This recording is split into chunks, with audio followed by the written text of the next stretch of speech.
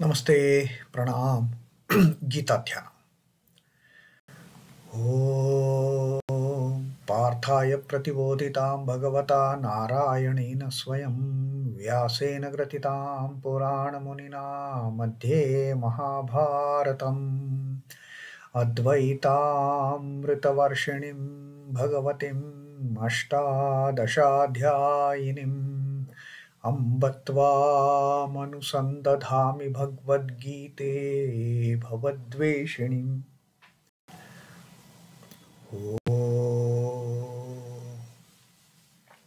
O Bhagavad Gita, with which Lord Narayana himself gave enlightenment to Partha. The ancient sage Vyasa included it in the Mahabharata. O goddess, showerer of the nectar-like knowledge of non-dualism contained in your 18 chapters, O my affectionate mother, the destroyer of rebirth, I meditate upon thee. Krishna Vandana. वसुदेवसुतं देवं कंसचाणूरमर्दनं देवकी परमानन्दं कृष्णं वन्दे जगद्गुरुम्. Son of Vasudeva, the slayer of Kansa and Chanur, extreme delight for Mother Devaki, O Lord Krishna, the supreme teacher of the universe, my salutations to you. Srimad Bhagavad Gita, the 17th Adhyaya, Shraddhatraya Vibhaga Yoga. And Sri Krishna is now teaching us that how we can, get rid of those evil effects in case we are trapped in that net of the lower tendencies. The lower tendencies, in a sense, the Rajasic or Tamasic tendencies, and the begetting the Rajasic and Tamasic type of Shraddha, and accordingly we also start doing the things, we acting in the manner which are not conducive for the evolution of the Jivatman. The evolution has to be towards the liberation. Now, when we do the things in a Rajasic manner or in a Tamasic manner, whether it is worship or austerity or even a gift, they don't take us forward at all. In fact, done in a Tamasic manner, they just pull us down. Done in a Rajasic manner, they don't pull us down, but they don't take us upward also. So we are in a status quo. We are in that same mediocre level.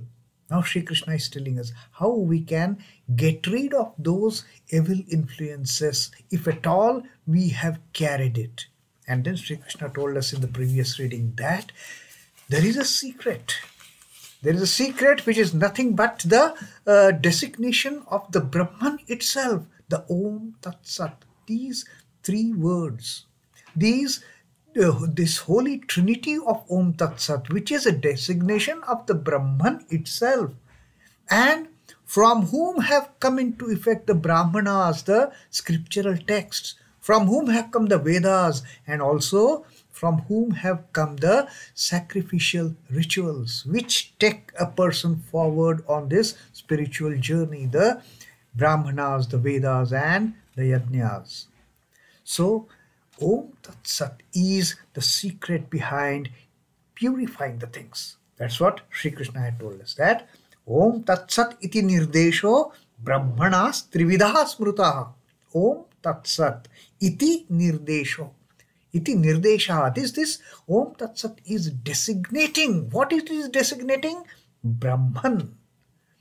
And these trividaha smrutaha, these three words, it has been declared, smrutaha, it has been declared that Om Tat Sat is the threefold designation of the Brahman. Brahmanas tena vedascha yajnascha vihitaha puraha. From these three words have come the Brahmanas, the Vedas, and also the Yajnas, the sacrificial rituals, the sacrificial acts, which done in the right manner, they lead to the evolution from lower level to higher level to the highest level. From an ordinary level to a pure level to the purest level. So this is the power of these three words, Om Tat Sat. And now Sri Krishna is further going to elaborate on individual words, the Om, then Tat, and then Sat. So let us see what Sri Krishna has to tell us about the Om.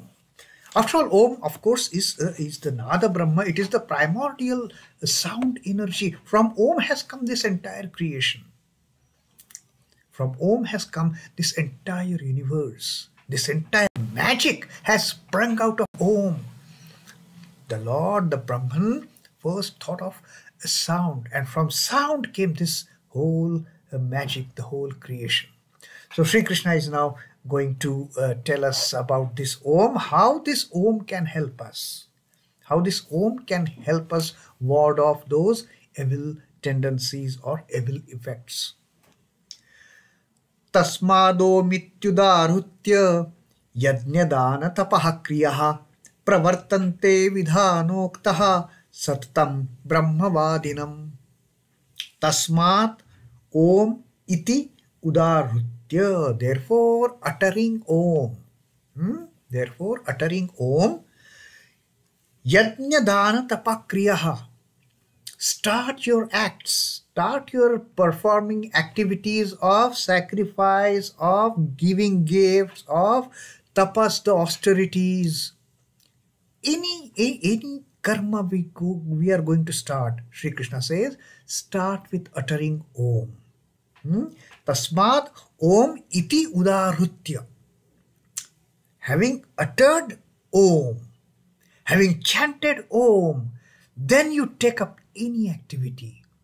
Whether that activity is pertaining to performing a sacrificial act, a ritual, whether that activity is giving a gift, the dana, or whether the activity is performing tapas.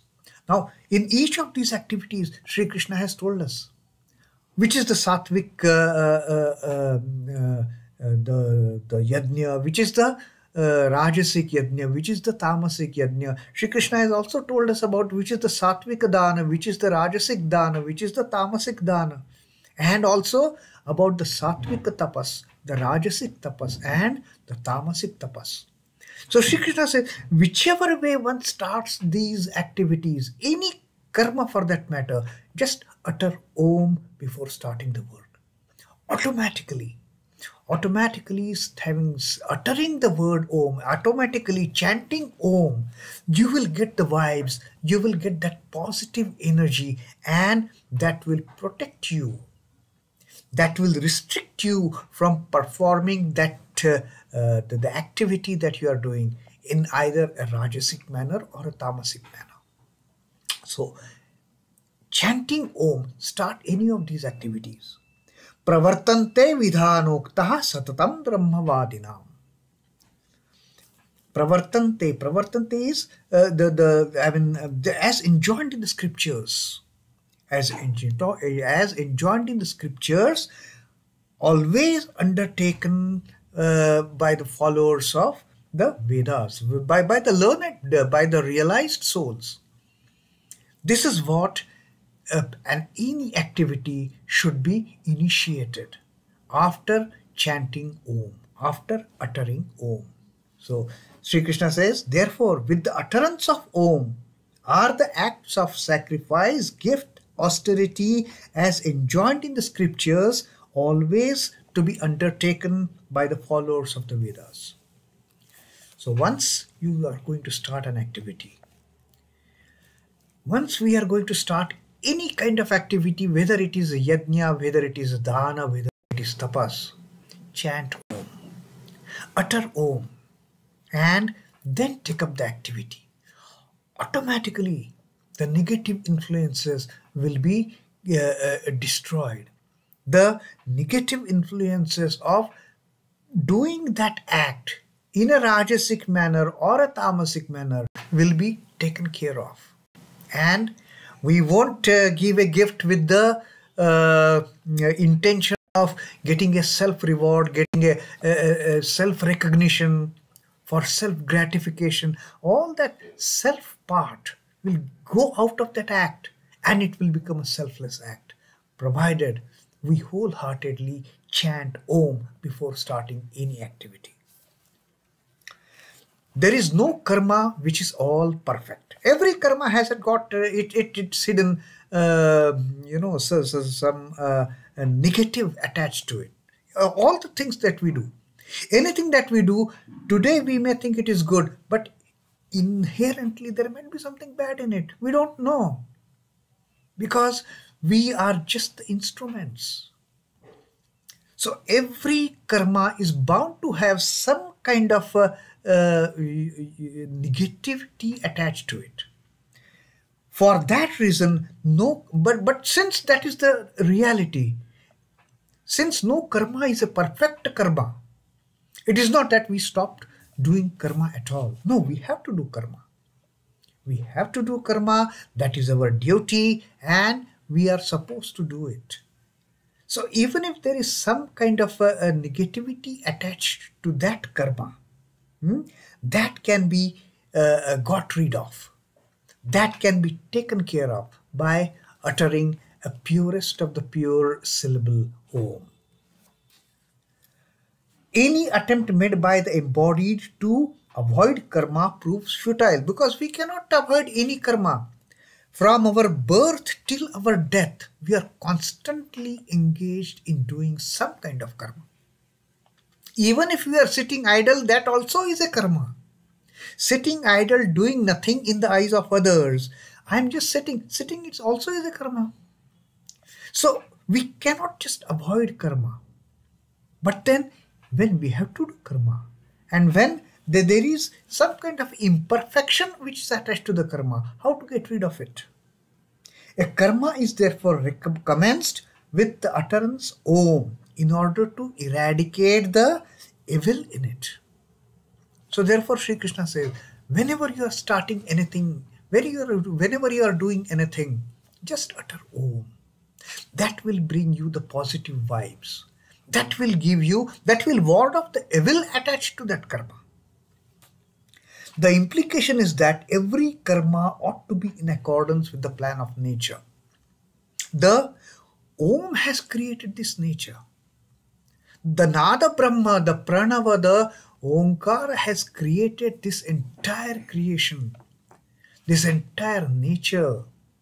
So when you take up any activity in the sphere of this nature, in the gamut of this nature, utter Om, because from Om has come this whole universe, this whole nature, this whole creation.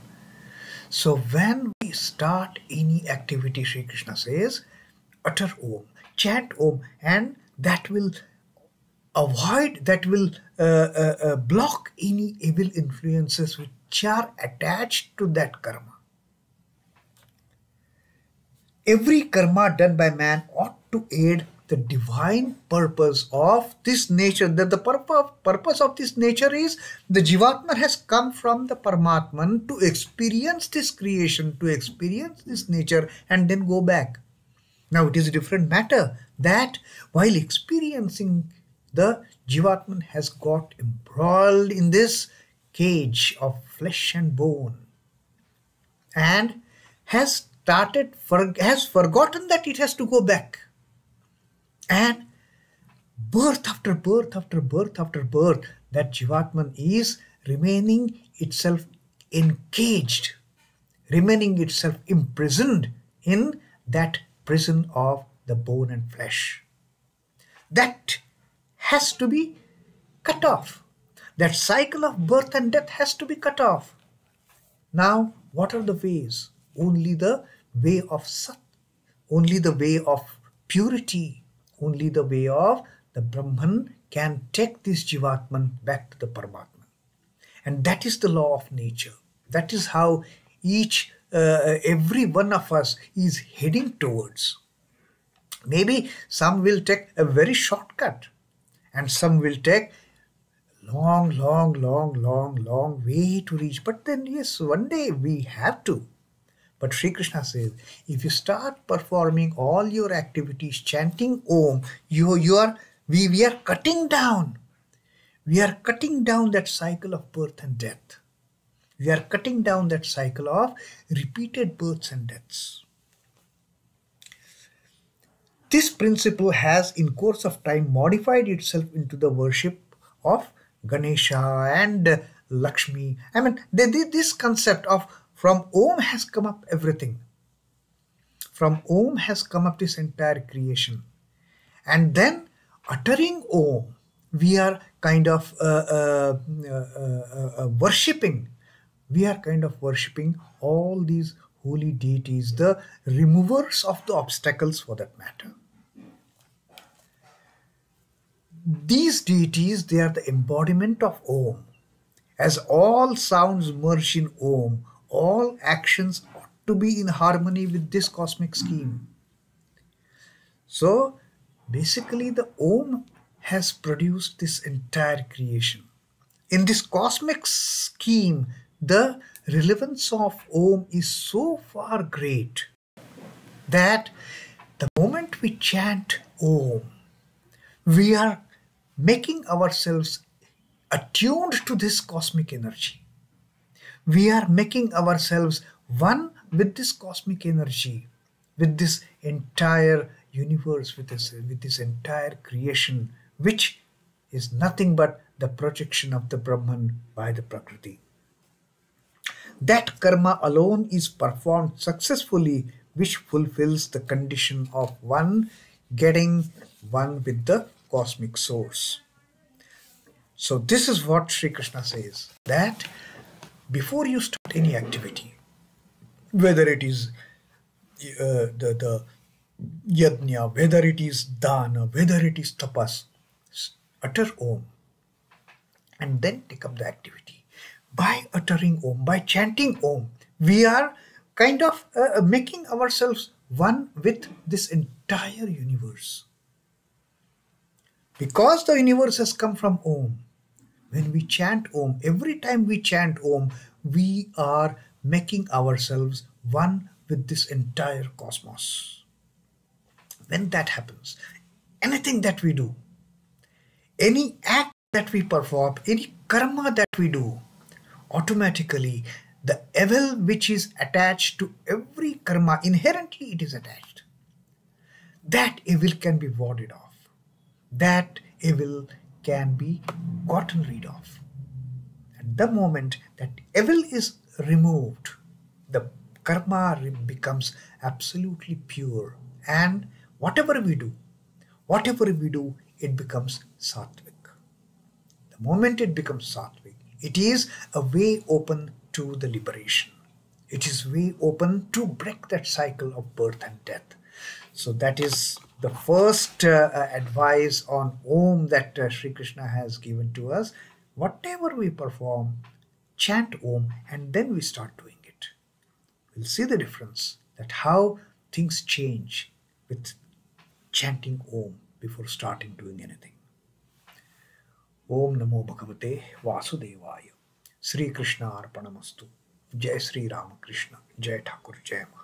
Jai Swamiji.